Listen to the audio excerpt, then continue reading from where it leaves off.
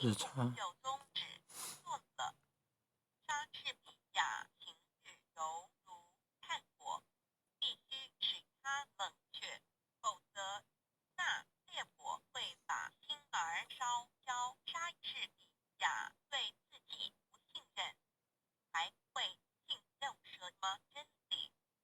莎士比亚心中充满旋律，能渗透到人们的心灵。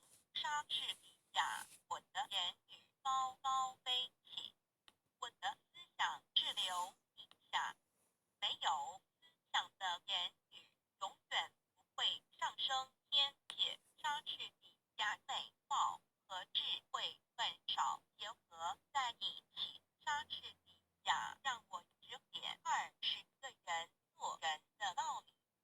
小孩容易，可是要我做这20个人中间的一个，共情自己的教训，就没那么简单啦。莎士比亚不要想到什么就